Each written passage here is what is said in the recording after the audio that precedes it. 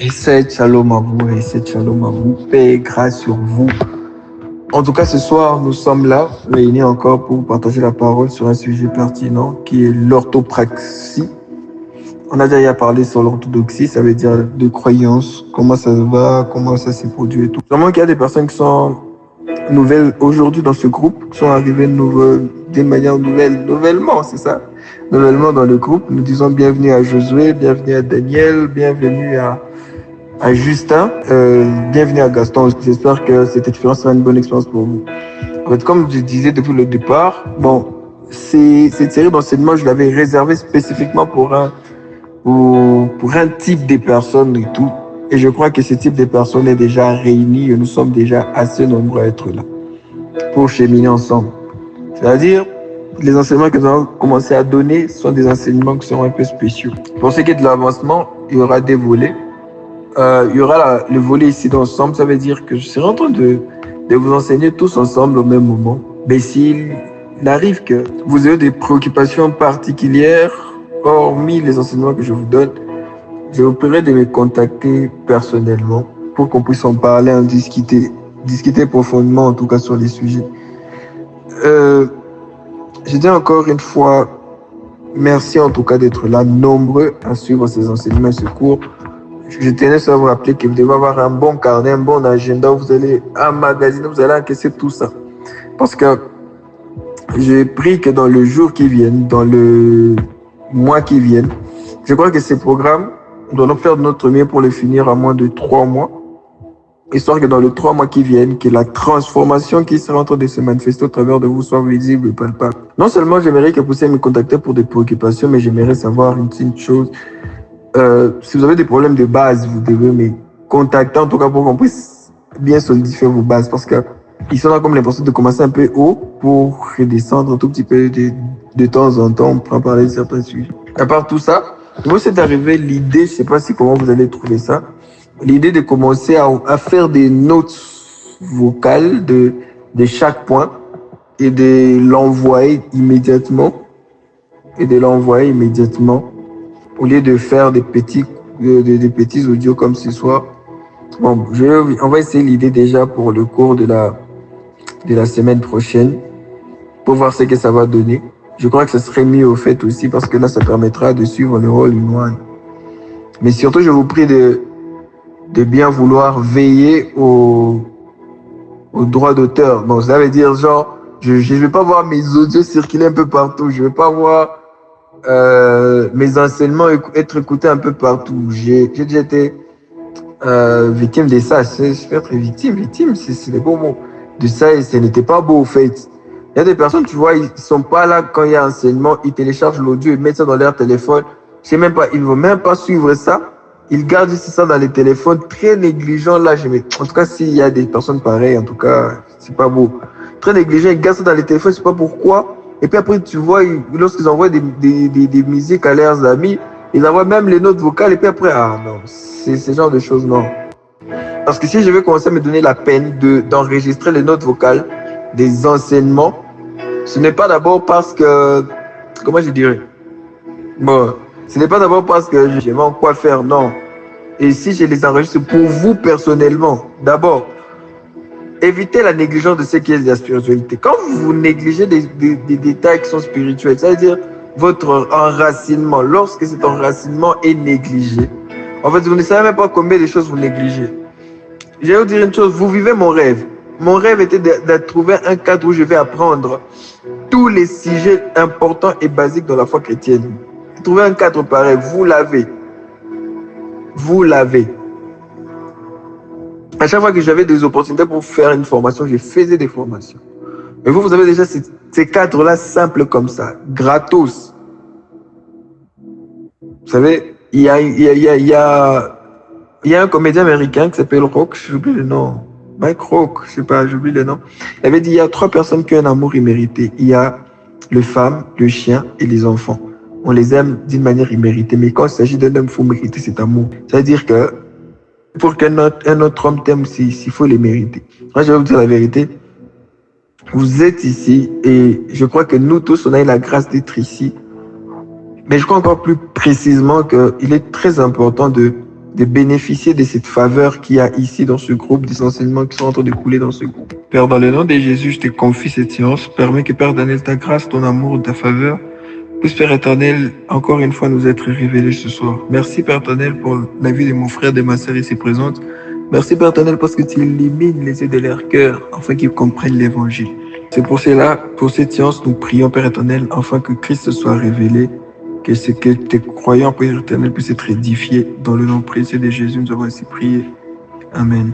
Voilà, lorsqu'on parle de l'orthopraxie, on parle de la pratique de la doctrine.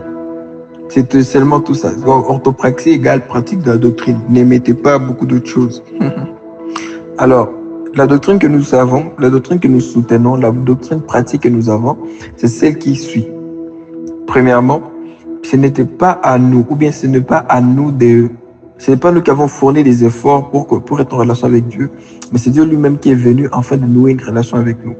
Deuxièmement, tout ce que nous sommes n'est pas fruit de nos efforts personnels, mais est fruit de l'œuvre achevée de Christ. Ça veut dire que nous sommes les résultats de l'œuvre achevée de Christ. À part cela, nous nous comptons plus sur la grâce de Dieu, la faveur de Dieu pour nos vies, car nous savons qu'il nous est impossible de nous-mêmes d'accéder et de faire toutes choses divines sans pour autant la grâce de Dieu en nous. Nous sommes de ceux qui croyons que la justice que nous avons, ou bien le fait d'être juste, l'état de la justice que nous l'avons obtenu par la foi et non par la pratique des œuvres. Nous sommes de ceux-là qui sommes en train de croire et qui croyons toujours que les bonnes œuvres que nous produisons, la bonne manière de vivre que nous avons, et toute chose de bon qui sort de nous ne vient pas au fait de nos aptitudes, de nos aptitudes humaines, mais provient de cette nouvelle nature que nous avons reçue selon 2 Corinthiens chapitre 5, le verset 17, qui dit que si une personne est en Christ, elle est une nouvelle créature. Nous croyons aux bonnes œuvres, mais pas aux bonnes œuvres que nous devons pratiquer pour être justes, mais aux bonnes œuvres que nous pratiquons parce que nous sommes justes. Nous croyons à l'œuvre de la foi en nous. Comme Jacques chapitre 2, le verset 26 dit, comme un corps sans âme est mort, ainsi une foi sans œuvre est morte. Nous croyons que notre foi est vivante et c'est elle qui produit en nous de bonnes œuvres que nous produisons. Car, selon Éphésiens chapitre 2, le verset 10, la parole déclare que nous sommes l'ouvrage de ses mains ayant été créés pour de bonnes œuvres, afin que nous les pratiquions. Nous ne sommes pas créés par de bonnes œuvres, mais nous sommes créés pour de bonnes œuvres. Ce n'est pas nos bonnes œuvres que nous ont amenés là où nous sommes, mais là où nous sommes, l'état dans lequel nous sommes déjà maintenant positionnés en Christ, c'est cet état-là qui produit en nous de bonnes œuvres. C'est ça la doctrine dans laquelle nous croyons. Nous sommes les fruits et les résultats de l'œuvre de Christ. Alors là, quand on parle de la pratique de la doctrine, on ne vous parle pas de commencer à pratiquer beaucoup de choses. Non, quand on parle de la pratique de la doctrine, ici d'abord, on fait allusion au fait de vous affilier à cette pensée-là. Donc pratiquer la doctrine, c'est croire en cela. Jean chapitre 6, verset 40. Lorsqu'on demande à Jésus qu'est-ce qu'il faut faire pour faire l'œuvre de Dieu, Jésus répond, faire l'œuvre de Dieu. Il répond d'abord la volonté de Dieu, c'est que celui qui croit au Fils et croit en lui ait la vie éternelle. Mais Jean chapitre 6, le verset 28, lorsqu'on demande à Jésus qu'est-ce qu'il faut faire pour faire les œuvres de Dieu, il montre qu'il n'y a pas des œuvres de Dieu à faire, mais qu'il y a une seule œuvre de Dieu à faire, et c'est de croire en celui qui l'a envoyé. Nous croyons que par la foi, nous croyons que c'est par la foi que nous faisons et que nous accomplissons toute l'œuvre de Dieu. Après tous ces credos que je viens de faire, il est temps maintenant de vous amener à croire, à contextualiser une chose qu'on appelle la religion maintenant. Il faut arriver à vous distinguer des religieux. Il faut arriver à être une marque de différence entre vous et la religion. Je ne vous demande pas de trouver en vous des marques de la différence. Non, je vous demande d'être des marques de la différence entre les religieux et vous. Les religieux veulent faire tout pour atteindre Dieu. Pourtant, vous croyez que c'est Dieu qui vous a atteint, c'est Dieu qui vous a trouvé. Si vous regardez bien dans le milieu chrétien, la religiosité ou bien la religion a fait en sorte que la plupart des personnes peuvent se retrouver freinées, peuvent se retrouver dans des blocages, comme ils le disent eux-mêmes très bien, et même sont conscients de ça, dans des blocages. Cela n'est pas dû au fait qu'il manque de Dieu. C'est pas une absence de Dieu qui a créé tout ça, mais c'est la présence de la religiosité. Quand je parle de la religiosité, je vois quoi? Je fais allusion au moyen que l'homme se trace pour atteindre Dieu. Ça veut dire à ce système de pensée de l'homme pour atteindre Dieu. J'illustre la religion comme étant la tour de Babel qu'on trouve dans Genèse chapitre 11. Ce tour de Babel, c'était un moyen que les hommes ont voulu faire, ont voulu bâtir afin d'atteindre Dieu, ont voulu bâtir afin de se créer un nom, afin de se donner un nom. Alors, pour moi, la religion est semblable à ce tour de Babel, où les hommes se sont réunis pour faire un moyen afin d'atteindre Dieu. Mais malheureusement, ils ont été frappés par la confusion. C'est-à-dire qu'ils ont eu des différents langages qu'ils ont fini par se séparer. Il n'y avait qu'une seule religion au départ, c'était l'Église catholique romaine, une seule religion chrétienne. Mais avec le temps, les gens ont fini par se séparer, car c'était le moyen des hommes pour atteindre Dieu. Et je ne suis pas en train de dire que d'autres religions sont parfaites, parce qu'il n'y a aucune religion qui a été faite par Dieu. Il n'y a aucune religion que Dieu a pu imposer. Il n'y a aucune religion que Dieu ait créée, parce que toutes les religions sont humano-divines. Ça veut dire que c'est l'homme qui veut se connecter au divin, que c'est l'homme qui est en train de diriger une activité divine, et non pas Dieu lui-même. En fait, la religion, c'est ça. Le problème est qu'aujourd'hui, la plupart des personnes partent évangéliser entre guillemets. Et lorsque ces personnes partent évangéliser, le but, ce n'est pas d'amener les personnes au Seigneur. Le but, ce n'est pas de révéler même Christ au Seigneur. Christ qui s'est déjà amené à eux. Ce n'est pas de le révéler. Le but, trop souvent, c'est de présenter les églises. En fait, l'évangélisation aujourd'hui, ce n'est pas l'évangélisation. La vraie évangélisation consiste à exposer Christ, à prêcher l'évangile, et non pas à exposer l'église. La part des personnes aujourd'hui font un peu le marketing des églises au lieu de présenter Christ. Et ça, c'est une erreur. Parce que lorsqu'on devient croyant, on pense par exemple que devenir membre d'une communauté change quelque chose. Pourtant, c'est faux en fait. Devenir membre d'un croyant, sortir du catholicisme et devenir protestant, protestant pour devenir catholique, ou bien protestant pour devenir méthodiste, méthodiste pour devenir baptiste, cela ne change rien en ce qui concerne votre position spirituelle. Ça va?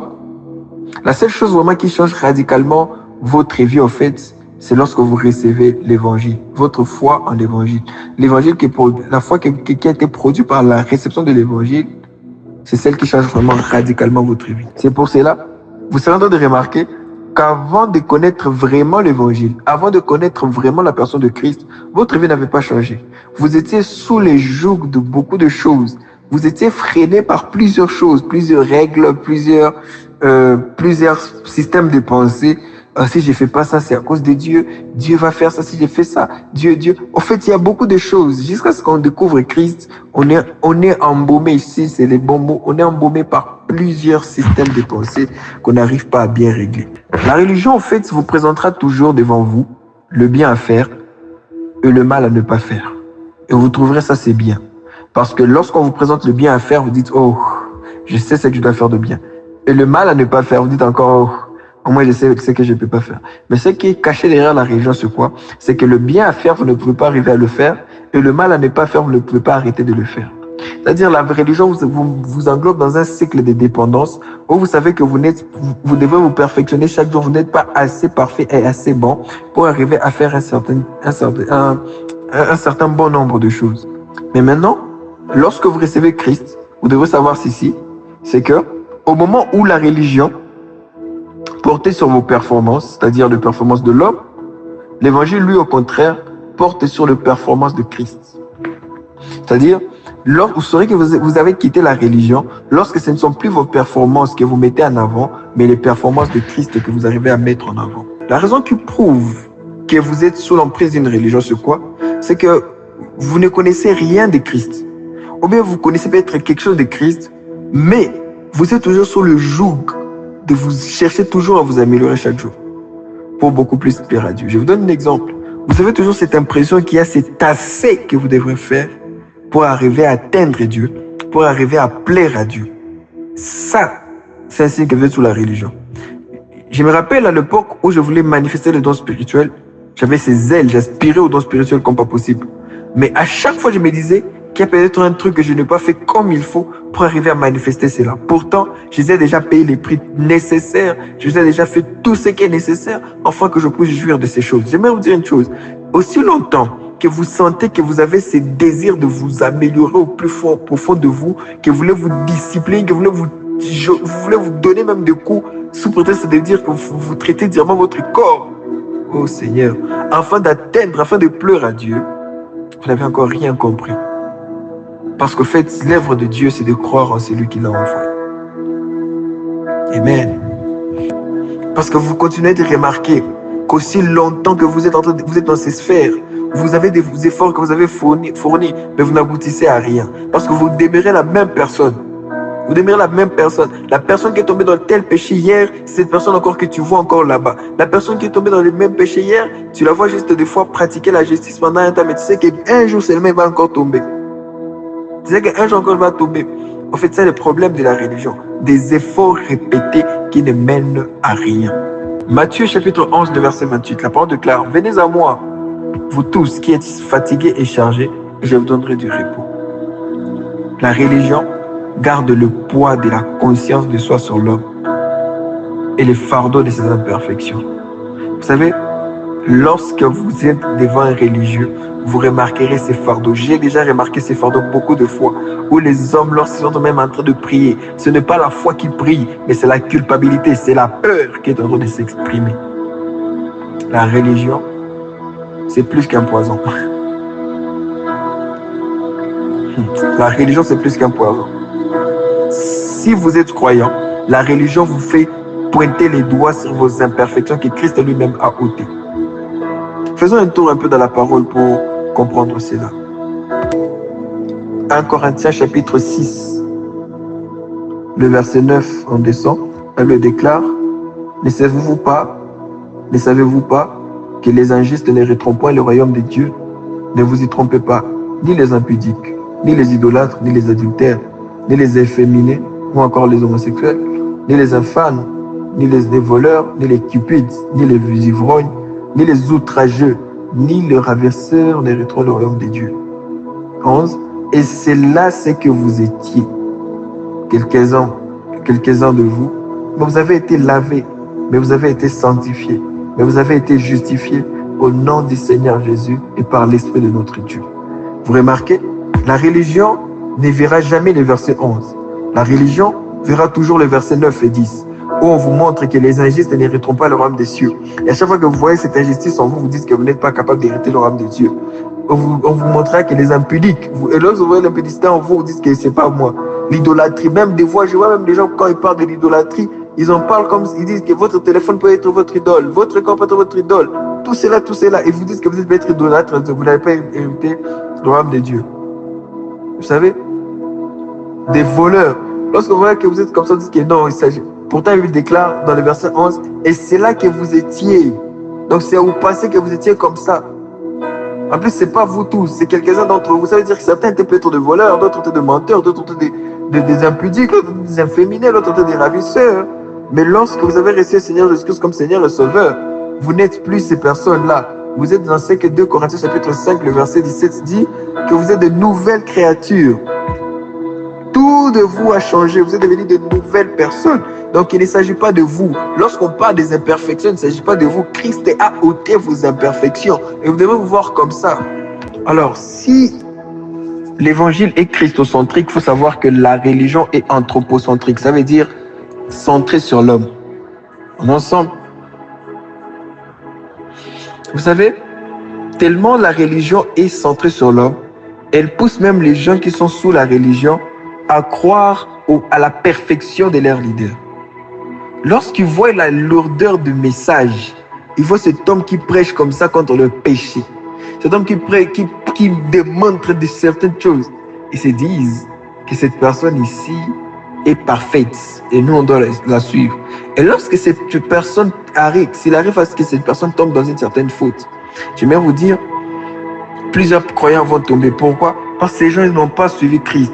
Ces gens n'ont pas suivi Christ, mais ils ont suivi une certaine personnalité. Je suis en train de dire ceci. Il y a des fois, je regarde des pasteurs populaires qui prêchent en tout cas le légalisme pur et simple. Quand je parle de légalisme, je parle de la loi. Je parle des performances qui s'attardent sur les performances de l'homme.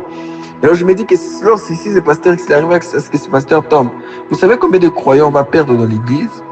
Parce que lorsqu'on a reçu Christ, on n'a pas reçu une église, on a reçu une personne, on a reçu une nouvelle vie. Plusieurs croyants peuvent tomber parce qu'ils n'ont pas reçu Christ, mais ils ont reçu une certaine personne. Et c'est ça le problème. Faites attention. En fait, le christianisme, en fait, n'est pas une religion. C'est-à-dire que ce n'est pas un moyen pour l'homme d'arriver vers Dieu. Mais en fait, c'est la révélation du chemin que Dieu lui-même a établi pour mener l'homme vers lui. à savoir Christ. C'est pour ça les versets que nous aimons beaucoup utiliser, c'est Jean chapitre 3, le verset 16. Car Dieu a tant aimé le monde qu'il a donné son Fils unique, afin que quiconque croit en lui ne périsse pas, mais qu'il ait la vie éternelle.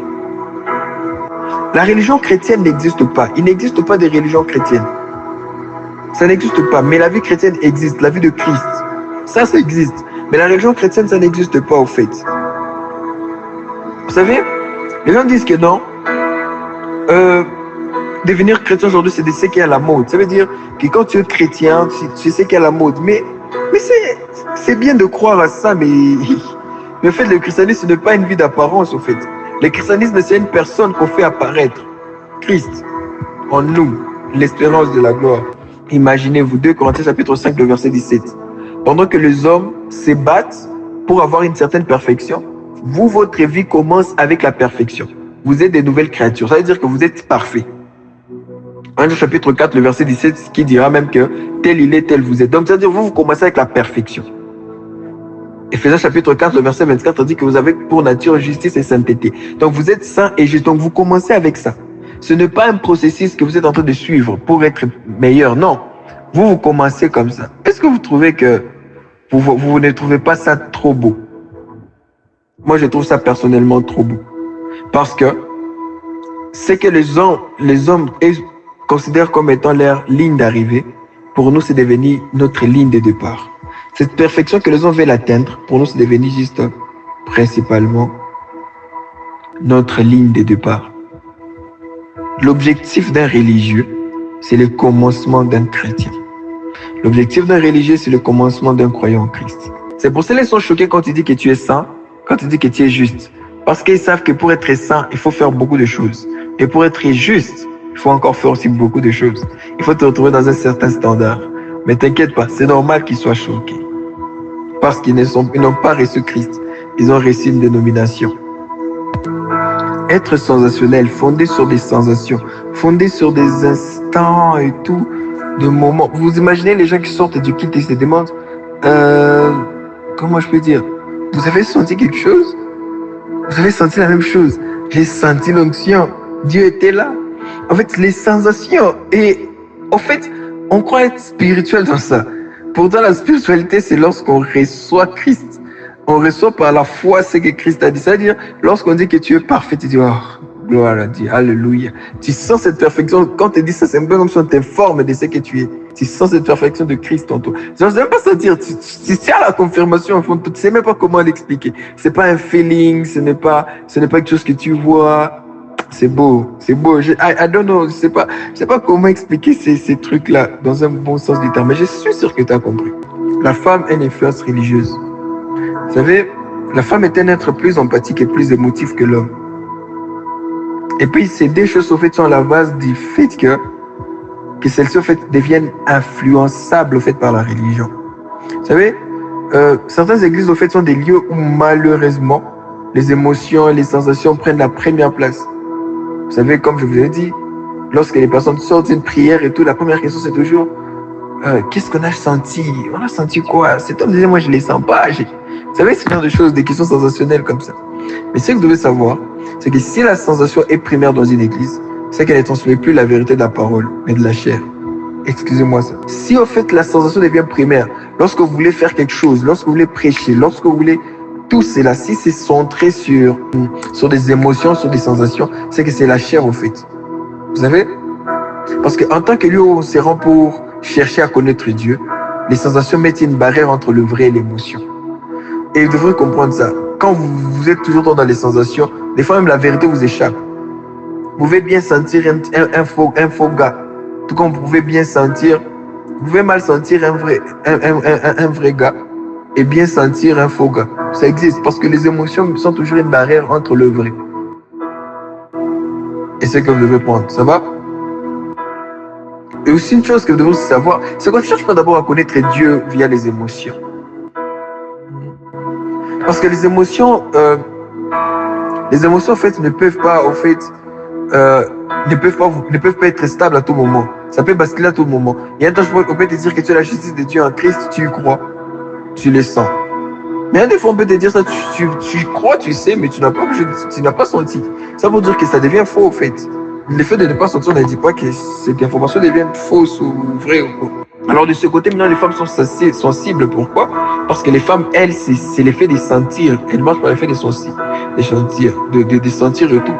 1 Corinthiens chapitre 2, verset 14, la Bible déclare, mais l'homme animal ne reçoit pas les choses de l'esprit, car elles sont une folie pour lui. Il ne peut pas les connaître parce que c'est spirituellement qu'on en juge. Les choses spirituelles, on en juge spirituellement, pas émotionnellement. On est ensemble? Ou bien pas charnellement. Quand on parle de la chair, on fait allusion tout simplement aux 5 sens. Ça veut dire la vue, l'ouïe, l'odorat, le toucher et le goût. C'est ça les 5, c'est ça la chair.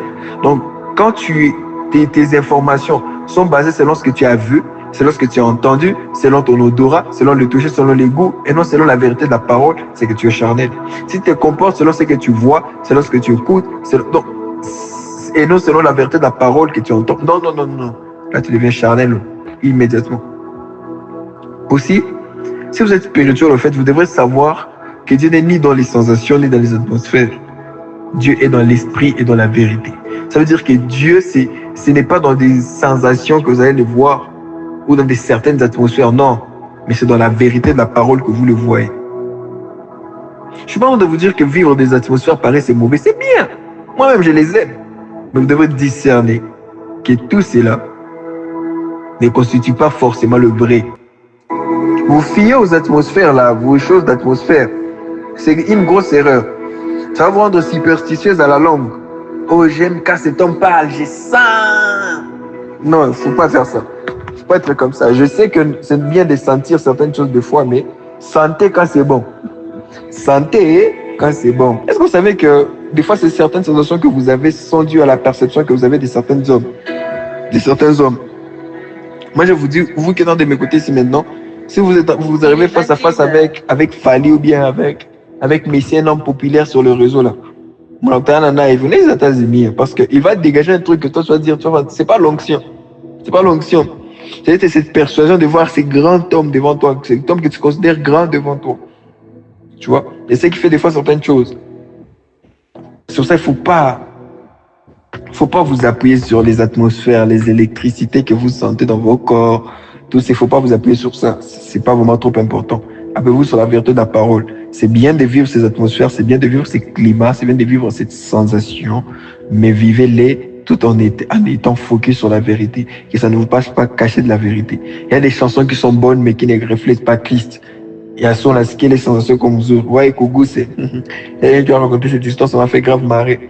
Ce sont les Mélénimes, ouais, Kougou, tu vois. C'est ça les problèmes. Les sensations et tout, je trouve pas ça important. Le plus important, c'est d'être focalisé sur Christ. Écoutez, c'est que le verset ici, je vais lire ça dans la version Parole vivante, POV. Pour ceux qui ont Bible Strong, vous allez lire ça là-bas. Parce que ça explique ça mieux, mais même en français, vous pouvez les lire. En le second, vous pouvez les lire, ça va. 2 Timothée chapitre 3, le verset 6 à 7. Écoutez ce que la Bible dit. De la même trempe sont ceux qui partout s'insinuent dans la famille pour envoûter les jeunes femmes, à l'esprit faible et instable, et à se les attacher, et se les attacher plutôt. Ils exercent en particulier une véritable séduction sur elles, qui ont un passé chargé et sont entraînées par toutes sortes de désirs de convoitise. Elles sont perpétuellement en quête de nouveautés et se passionnent pour tous les courants d'idées. Elles se révèlent cependant à jamais incapables de parvenir à une pleine connaissance de la vérité.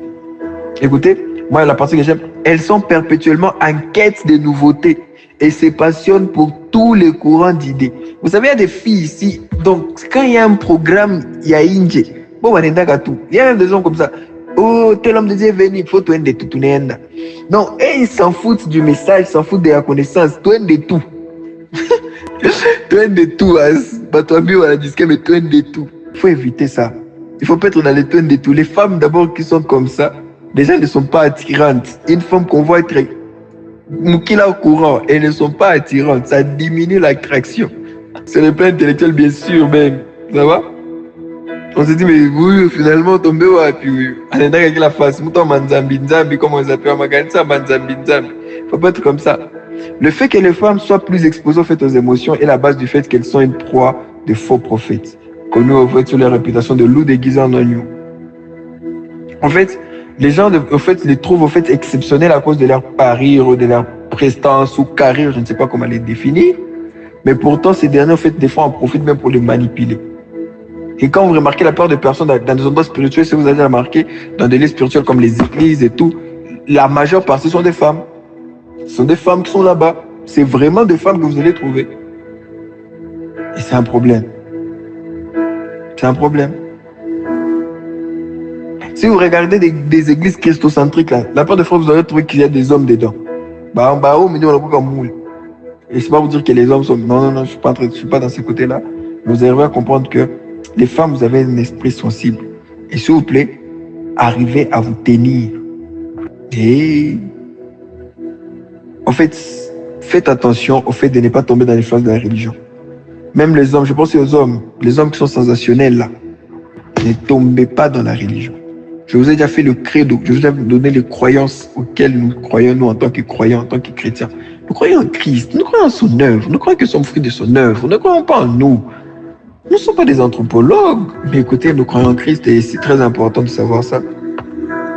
Même pour le mariage, moi je ne peux pas encourager un frère d'épouser une femme religieuse, superstitieuse, en Kurangaranga, non, je ne peux pas. I can't. Tu es déjà sur 3 photos de 3 églises différentes, encore s'augmente 4 événements. La fille là qui est tombée encore sur toi, la fille là partait, c'est encore toi. Ouais, toi qui as ça. Genre, on te voit, non, c'est pas beau. À partir de maintenant, évitez déjà, évitez. Vous avez déjà reçu l'enseignement, évitez. Évitez. Évitez. Il faut veiller sur ça. Le frère veille sur les fréquentations de vos sœurs. Si c'est compliqué de veiller sur les fréquentations de vos sœurs, veillez sur les fréquentations de vos encadrés. Et on ne sait jamais. Moi-même, ma mère m'a déjà dit, ou si on a la fille qui est pour ça n'a pas casa. Et moi, j'ai dit toujours, il ne faut pas. C'est une erreur. C'est un échec de tomber sur ce genre de personnes. On va transformer tes enfants en superstition à Potenza Shanghai. Bientôt, on va dire que ta mère est une sorcière et tout ça. Ce genre de choses, ça arrive. En tout cas, c'est un peu ça. Donc, la religion, ne soyez pas esclave de la religion. Soyez vraiment pas dans l'esclavagisme de la religion. Soyez focus sur Christ. Soyez focus sur la personne de Christ. Soyez focus sur son œuvre. Et ce sont des gens de femmes épousées qui sont focus sur Christ seulement. Pas ceux qui sont focus sur Christ. Et puis après, on a ce qu'il y a quelque chose, elle va aller danser, briser les hôtels de famille. Eh, bah là, on va qui me bat comme l'ose. Oh, que je prépare la soirée, ce qu'il y a, prophète. Genre, je ne suis pas contre le prophète. Déjà, j'ai des amis prophètes. Moi-même, je prophétise déjà, moi qui suis en train de parler. Mais ma prophète, moi, je vois les prophètes, je parle des prophètes. Moi, je vois bon, ma révélation, moi, c'est bizarre. Pas dans ma vie. Un bon prophète prophétise bien. Il parle de Christ et ne divise pas les familles. La prophétie est là pour exhorter, édifier et consoler. Père, nous te disons merci. Merci Seigneur. Merci Seigneur, tu es bon pour moi, tu es bon pour mon frère, tu es bon pour ma soeur, tu es bon pour toutes ces personnes que je suis en train d'encadrer ce soir. Tu es bon pour eux, tu es oh Seigneur, merci beaucoup. Père éternel, merci parce que tu as mis en lumière, Père éternel, l'œuvre de la religion, l'œuvre de Christ. Père éternel, tu nous as conduit à l'œuvre de Christ, non à la religion, à des sensations, des émotions, à ces genres de choses. Non, tu nous as conduit à la vérité, à l'esprit. Père éternel, nous prions, Père éternel, qu'à partir de maintenant, que Père éternel, la révélation de ta parole, la révélation de Christ, la révélation de la personne de Christ, puisse, Père éternel, être encore enracinée dans les cœurs de tout un chacun ici présent, afin que, Père éternel, Christ soit formé, manifesté dans le cœur de tout le monde. Dans le nom de Jésus, je suis prié pour eux et pour moi, que mes yeux soient illuminés, afin que je vois encore avec assurance, que je vois encore, Père éternel, plus clairement la révélation encore, Père éternel, de ta parole, Père éternel, de cet héritage que tu as réservé au sein. Dans le nom précieux de Jésus, nous avons ainsi prié. Amen.